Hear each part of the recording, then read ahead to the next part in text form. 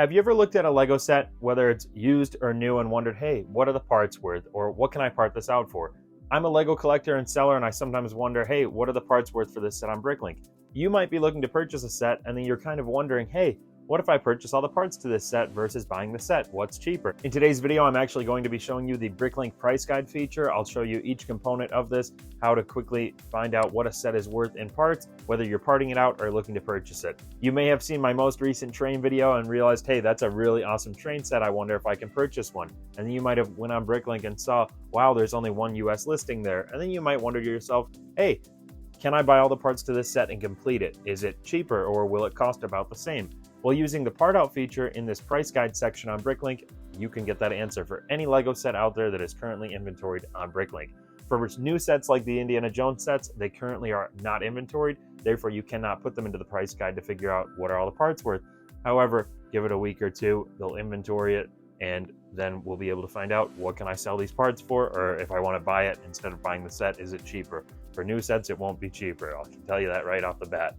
All right, let's get right into the price guide feature. When you go into market on Bricklink, you can see the price guide feature here at the top right of this section. When you click on it, the first option here is to look at the price guide of, a part or what something's worth, whether it's a part, a set, a figure. This is essentially the same as looking something up and seeing, what is it listed for, or clicking on the price guide feature. For example, here I can look at a 2x4 brick, and then I could input any color and see, hey, that's what the price is and what it's sold for the past 6 months. Depending on how common this part is, like a black 2x4 brick, you get a whole bunch of data. But if I search it for, an uncommon color, you might only get a few lines of data if it even sold. Some random sets, parts, minifigures might not even have sold in the past 6 months, and therefore they don't have a price guide. This feature is pretty cool that you can look this up here in this section. However, I usually only look at this when I'm searching for something. For example, if I looked at that same black 2x4 brick, if I type that into Bricklink and the bricks come up, I can click on the color black and I can select the price guide and then see the exact same lines of data and see how many times it's sold, what quantities, and so forth, just to get an idea and a rough estimate for this. The main feature I want to discuss that I have mentioned in other videos is this part out feature. This part out feature is extremely helpful. You could do this for sets, minifigures, gear. I love the original Star Wars ATTE, and that's what I'm using for my example. You could put the set number in here, mark it as used, and see $271.56. That's what the parts have sold for over the past 6 months. If we switch it to new, the price obviously will increase, and this is an old set with the light gray and dark gray colors, so it's $560. And then you could put it used, again, we said $270, but you could change the figures, parts of the figures or the figures themselves. And with the parts of the figures here, we see the price drops, which is pretty crazy. This isn't always this way. It really depends on the set.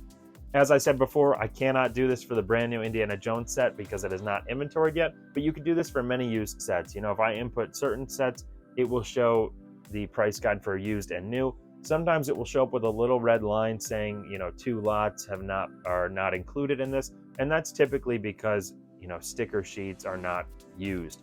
If you're looking for a used price rate, that option will just fluctuate, or it will not include 1 or 2 of those items because they've never really been listed used. Again, that would be your sticker sheet, but when you see the new price rates, that is for brand new parts, new sticker sheet, as if somebody parted it out. Typically with any Lego set, you're going to find that the part out, if you're purchasing the parts, is going to cost more than the actual set. However, there are times where the set itself costs much more than purchasing all the parts separately, and it all really depends.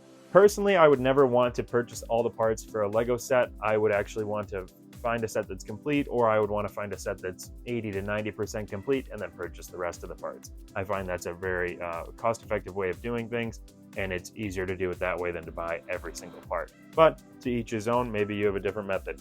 If you are interested in creating a wanted list and figuring out how to do all that, check out this playlist. It's a very helpful playlist with tons of videos that will just help you, guide you through that process if you want to try and purchase incomplete sets and then find the parts and buy the parts to complete them. I'll leave links in the description as well. As I said, you can also check the price guide for figures. For example, let's look at Pre Vizsla. That's a Star Wars figure.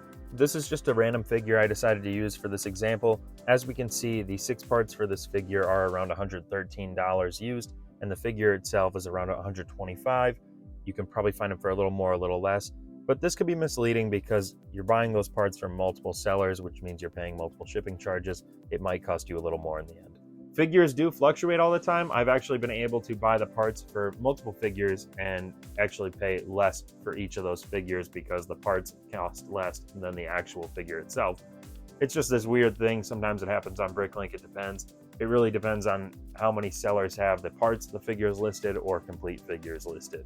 As you part out sets, you are given the option to include the complete minifigures or actually list it with all minifigure parts.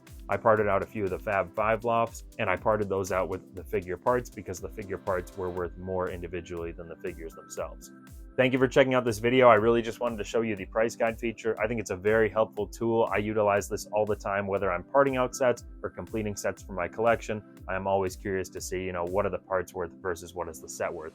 I even use this tool when I'm deciding, hey, I have a set that's 70% complete. Should I part this set out or should I complete it to list it for sale? It's all like, it's part of the business, I guess. But you should be able to do the same for your Lego collection, not even if you're selling on Bricklink. Well, thank you for checking this out. Please like and subscribe, and we'll see you real soon.